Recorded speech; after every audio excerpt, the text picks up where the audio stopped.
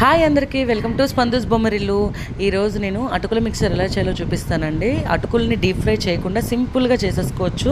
అసలే వర్షాలు ఇలాంటివి చేసేసుకుంటే ఇంట్లో ఈవినింగ్ టైంలో పిల్లలు ఫ్యామిలీ అందరూ ఎంజాయ్ చేయొచ్చు. చాలా సింపుల్ అండ్ టేస్టీ. ముందుగా కడాయి పెట్టుకొని ఒక 1 టేబుల్ స్పూన్ ఆయిల్ వేసుకోవాలి.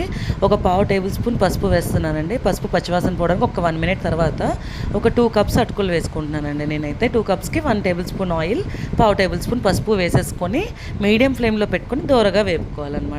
కొంచెం మీడియం ఫ్లేమ్లో పెట్టుకుంటే 5 to 10 మినిట్స్ లోపు మీకు అటుకులు వేగిపోతాయండి. జస్ట్ ఇలా కలుపుతూ మిక్స్ చేస్తూ ఉండి మధ్యలో కొంచెం వేగాక అటుకులకు సరిపడా ఉప్పు, మీ టేస్ట్ ఎంత కావాలంటే అంత ఉప్పు ఇక్కడే వేసేస్తున్నాను. వేసేసి వేపేయడం వల్ల అటుకులకు పట్టుకుంటుంది అనమాట ఉప్పు చాలా నీట్గా. ఇంకా తర్వాత వేస్తే మనకు పట్టుకోదు కదా, ఇలా అటుకులు వేగుతూ ఉంటాయి, దాంతోపాటు ఉప్పు కూడా చక్కగా కలిసిపోతుంది. ఇప్పుడు ఇలా నొక్కుకొని చూస్తే ఒక 10 మినిట్స్ తర్వాత చక్కగా అటుకులు విరిగిపోయాయి కదా, క్రిస్పీగా అయిపోయినట్టు. దీన్ని ఒక ప్లేట్లోకి తీసేసుకుందాం. చక్కగా పక్కన పెట్టేసుకోవాలి. పక్కన పెట్టేసుకున్నాక ఇప్పుడు అదే కడాయి తీసుకొని 1/2 టేబుల్ స్పూన్ ఆయిల్, ఒక 1 టేబుల్ స్పూన్ వేసుకున్నాక ఒక 1/2 కప్పు వేపిన శనగపప్పు అండి, అది పుట్నాల పప్పు వేసుకుంటున్నాను. పుట్నాలని కూడా జస్ట్ దోరగా వేపుకోవాలి. మీడియం ఫ్లేమ్లో 2 మినిట్స్లో అయిపోద్దండి. పచ్చిగా వేసుకునే కన్నా ఇలా కొంచెం ఆయిల్ వేసి లైట్గా వేపుకోవడం వల్ల టేస్ట్ చాలా బాగుంటుంది అనమాట. ఇది ఒక్క 2 నిమిషాల్లో వేగిపోయిందండి. పుట్నాలు చాలా ఈజీగా అయిపోతాయి కదా. ఇందాక అటుకుల మిక్సర్లో వేసేస్తున్నాను అనమాట. అది పక్కన పెట్టుకున్నాక ఇప్పుడు డీప్ ఫ్రైకి సరిపడా ఆయిల్ పెట్టుకుని అది వేగాక ఒక 1 కప్ పల్లీలు వేసుకుంటున్నాను అండి. పల్లీలు వేసి ఇది మాత్రం డీప్ ఫ్రై చేసుకోవాలి. పల్లీలు దోరగా వేగిపోయాక తీసేసుకొని ఇలా చూసారా కలర్ చేంజ్ అయిపోయింది, గోల్డెన్ బ్రౌన్ కలర్లోకి వచ్చాక తీసేసుకున్నాను అండి. తీసుకున్నాక వీటిని కూడా అటుకుల పైన వేసేసుకుందాం. అటుకులు, పుట్నాలు, పల్లీలు వేసాక ఇప్పుడు అదే ఆయిల్లో కరివేపాకు ఒక 1 కప్ తీసుకున్నాను.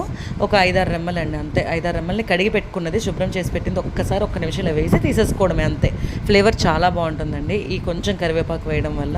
ఒక 5-6 రెమ్మలు వేసానండి, అంతే. వీటిని కూడా దాని పైన జల్లేసుకుందాం. ఇది ఇలా జల్లుకున్నాక దీన్ని ఇలా పక్కన పెట్టేసి ఇప్పుడు ఇందాక తీసుకున్న సేమ్ ప్యాన్లో 1 టేబుల్ స్పూన్ ఆయిల్ వేసుకున్నాక టేబుల్ స్పూన్ పోపులండి, ఆవాలు, జీరా, మినప్పప్పు, తర్వాత ఒక 5-6 వెల్లుల్లిపాయలు దంచుకొని వేసుకున్నానండి పొట్టుతో పాటు. ఎండుమిరపకాయలు ఒక 6 తీసుకొని కట్ చేసుకొని వేసాను. పచ్చిమిర్చి ఒక 3 చీల్చుకొని వేసుకున్నాను పెద్దవి, అంతే. ఇవన్నీ దోరగా వేగాలండి, కొంచెం ఎర్రగా బాగా వేగితేనే మీకు టేస్ట్ అనేది చాలా బాగుంటుంది.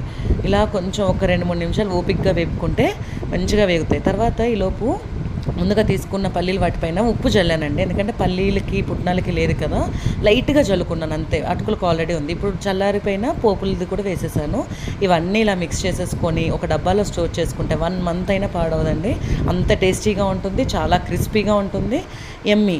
మీరు కూడా ఒకసారి ట్రై చేసి చూడండి, హెల్తీగా అటుకుల మిక్సర్ ఒక్కసారి ఇలాగా. Thanks for watching my video. Bye.